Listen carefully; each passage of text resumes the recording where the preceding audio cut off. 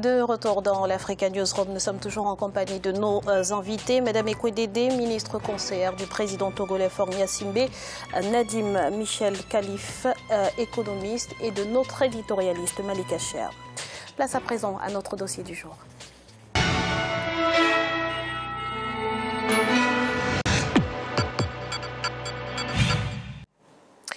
Deux ans après son opérationnalisation, l'Office togolais des recettes, institution qui regroupe l'impôt et la douane, dispose d'une autonomie de gestion.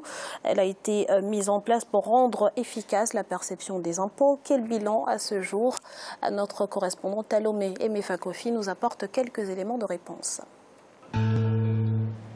En janvier 2017, l'Office togolais des recettes va célébrer ses 3 années d'opérationnalisation.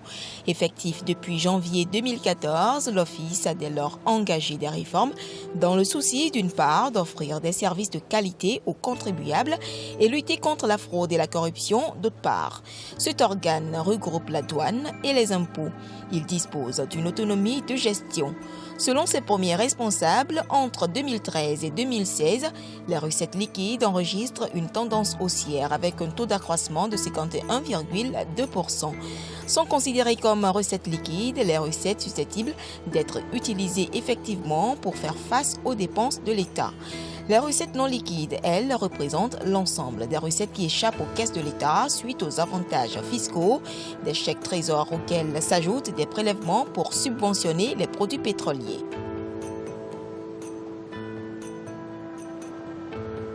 Entre 2013 et 2015, ces recettes liquides ont connu un taux d'accroissement substantiel de 44,1% contre 26,6% entre 2013 et 2014. En 2015, de façon globale, le taux de réalisation de l'Office togolais des recettes est de 107% pour des recettes de plus de 500 milliards de francs CFA. En 2015, l'OTA a recouvré au total 616 milliards de recettes. Et ce correspond à une progression de 12,7%. Entre donc 2013 et 2014 et 2015, on voit bien que les recettes ont une tendance à la hausse. Et quand on regarde en 2016, puisque l'année n'est pas encore finie, on a quand même déjà eu à parcourir le premier semestre, les 6 premiers mois. On compare les recettes du premier semestre 2015 aux recettes du premier semestre 2016. On note une évolution à la hausse de 17,2%. Avant l'opérationnalisation de l'OTR, à fin novembre 2013, les recettes douanières étaient estimées à 205 milliards de francs CFA et les recettes des impôts à 180 milliards de francs CFA durant la même année.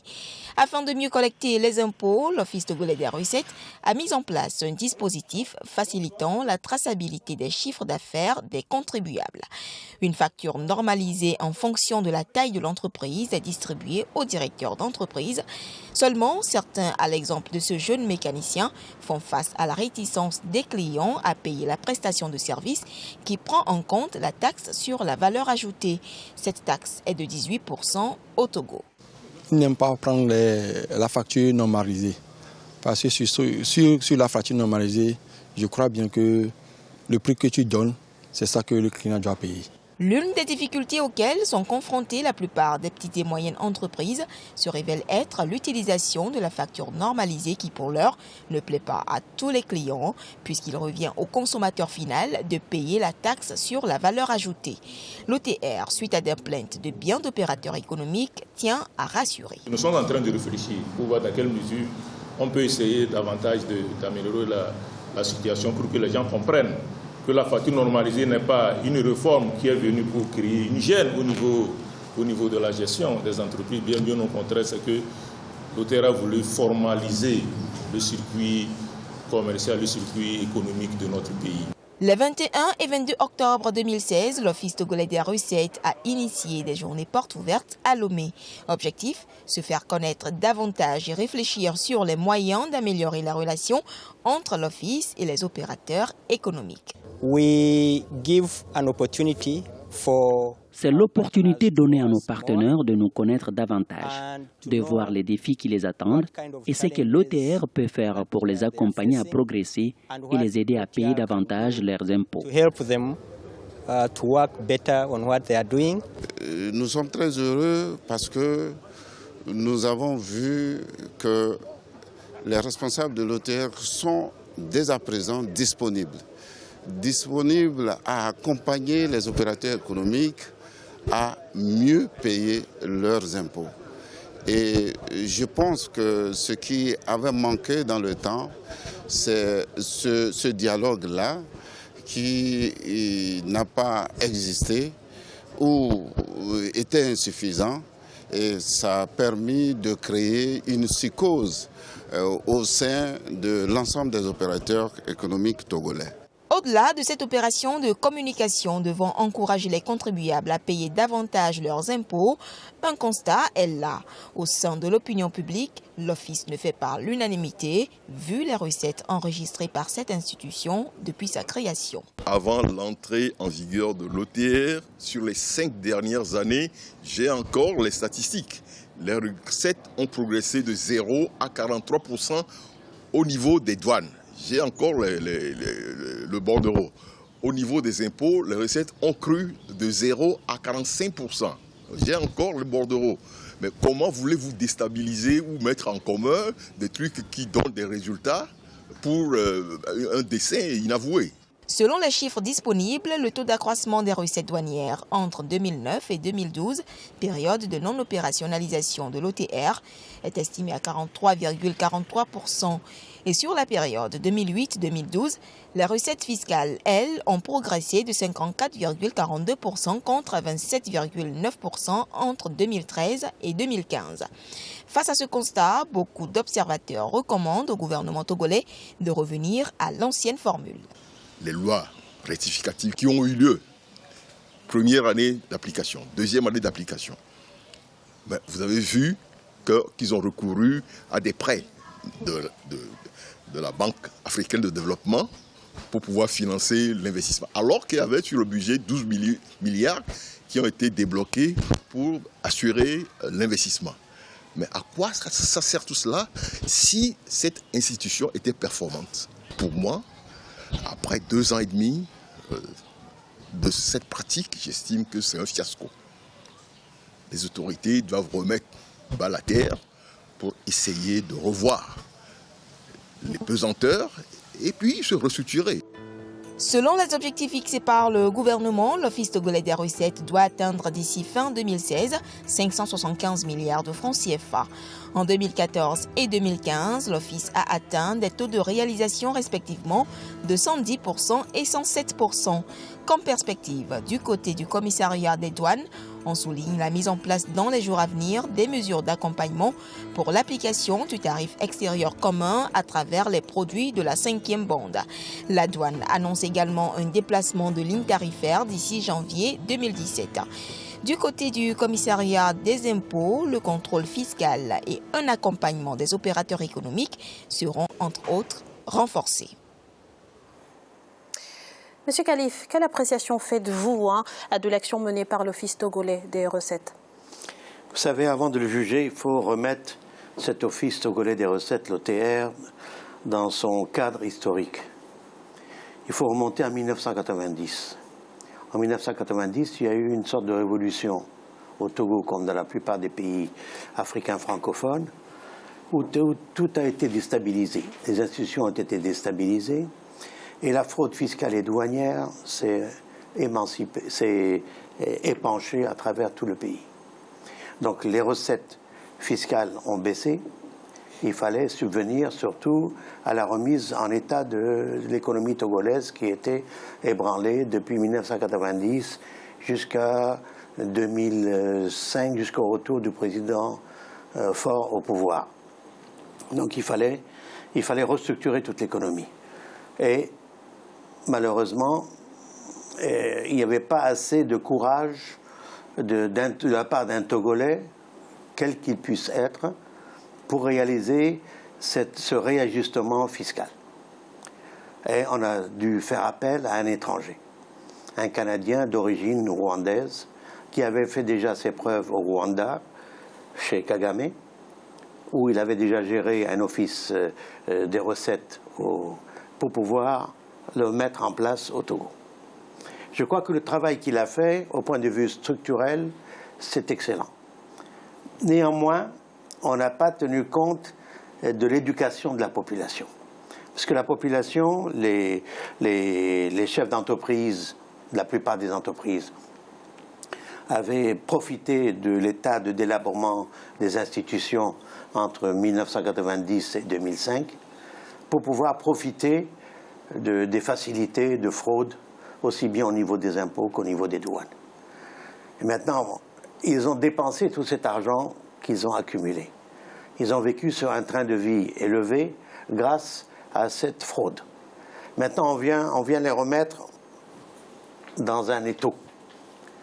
Il faut ménager les gens et on les a écrasés de nouveaux impôts, beaucoup plus lourds qu'auparavant, puisque le Togo avait une pression fiscale de 16% avant l'OTR. Actuellement, il est à 22%. En l'espace de 3 ans, on est passé de 16 à 22%.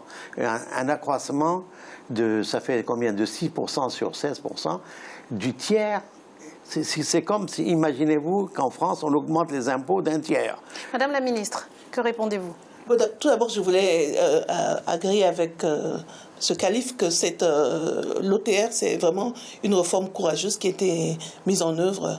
Et ça, c'est une réforme nécessaire. Nous sortions d'une période difficile et nous avons eu des progrès. Mais il nous faut prendre tout un autre envol.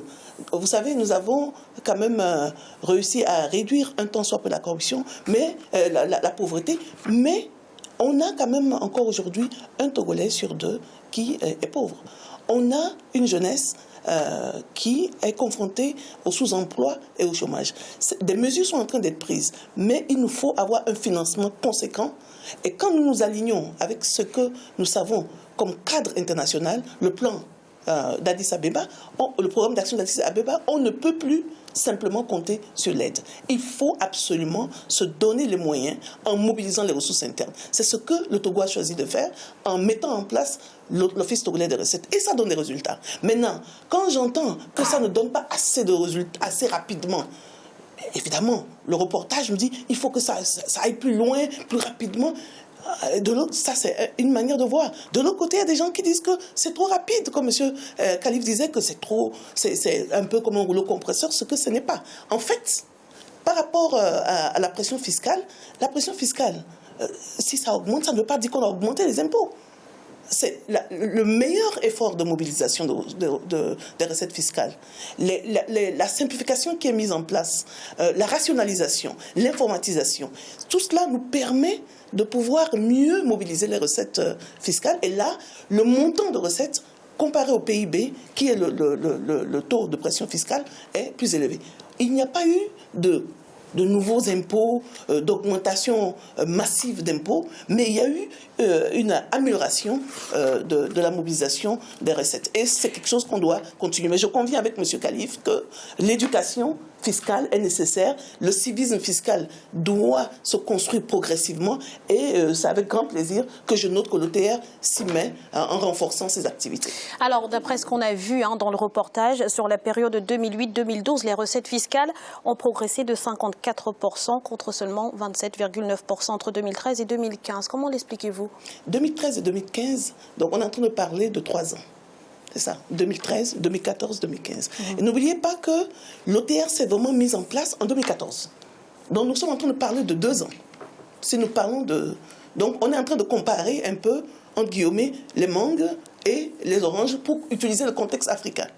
C'est 2 ans, 2014-2015, c'est durant cette période, c'est depuis 2014 que l'OTR est opérationnel. De l'autre côté, nous sommes en train de... je crois que quand on met en place une nouvelle institution, il y a toujours un temps, une courbe d'apprentissage, une courbe de mise en place. Et on ne peut pas penser que dès qu'on met en place l'institution, elle va en même temps en vitesse de croisière pour augmenter de manière fulgurante les recettes. Donc, moi je me dirais, le moteur, le mécanisme marche. Il nous faut accompagner cela avec des efforts plus intenses d'éducation, de facilitation, parce que c'est vrai qu'on revient de loin. Il y a une grande partie du secteur économique et informel qui n'a peut-être pas pris l'habitude de payer. Il y a aussi les grandes entreprises, comme M. Khalif l'a si bien dit, qui n'avaient peut-être pas le même niveau de contrôle fiscal derrière eux. Voilà. M. Khalif. Oui, je voudrais rajouter sur ce qu'a dit l'ancien ministre des Finances qui déclare que c'était mieux de son temps, que la croissance est plus rapide. Il appelle à une restructuration. Mais qu'en son temps, c'était vraiment, on partait de zéro.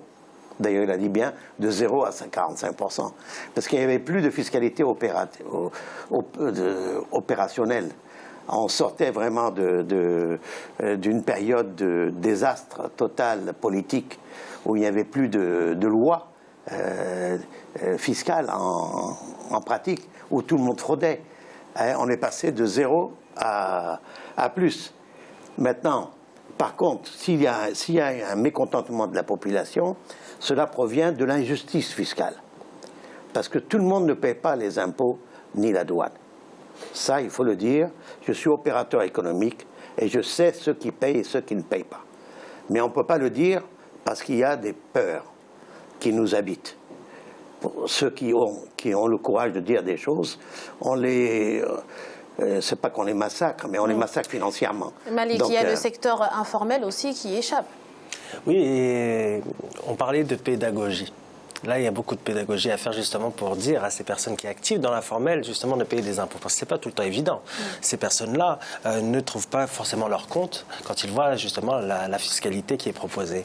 Donc ils préfèrent justement poursuivre leur commerce dans l'informel. Mais bon, il faut dire qu'aussi le commerce informel est arrivé dans une situation justement où l'État était en déliquescence sur le plan politique mais aussi sur le plan économique. Et cette population a dû se débrouiller et a dû justement continuer à vivre. Donc ça a tourné le contexte économique qui s'est dégradé avec les réajustements structurels dans la région ont poussé ces populations justement vers ce secteur-là. Alors bien évidemment, ça prend du temps parce qu'il y a de la pédagogie et il faut ramener justement ces personnes à justement payer des impôts. Je partage ce qui a été dit, mais ce qu'il faut dire, c'est que c'est une bonne chose que l'OTR a été créé parce que ça permet aussi une modernisation de l'administration. Parce qu'il y a eu tout un processus, non seulement sur le plan technique, mais sur le plan aussi humain. Il y a eu un recrutement de qualité, il y a eu, je dirais, de nouvelles personnes, de nouveaux commissaires qui ont été nommés pour permettre justement un prélèvement plus juste de l'impôt et un prélèvement qui soit plus efficace, je dirais. Mais je partage aussi ce que vient de dire M. Khalif. Il y a une chose qui est vraie, c'est que quand on est un opérateur économique assez puissant, on arrive par des tours de passe-passe, de comptabilité, de passer entre les mailles du filet. Mais c'est aussi un processus qui est très long aussi pour une administration de se relever et de faire payer l'impôt de manière juste à tout le monde. Merci Malik pour toutes ces précisions. Voici un rappel des titres qui ont été développés en début d'émission. 9 personnalités africaines des secteurs publics et privés ont été désignées ce lundi par le président rwandais Paul Kagame pour réfléchir à la réforme institutionnelle de l'Union africaine. Et puis au Tchad, l'austérité touche les anciens premiers ministres. Les avantages qui leur étaient accordés ont été supprimés par le président Idriss Déby Itno. Nous allons à présent marquer une nouvelle pause. Ne bougez pas, on se retrouve dans quelques instants pour la suite de l'Africa Newsroom. A tout de suite.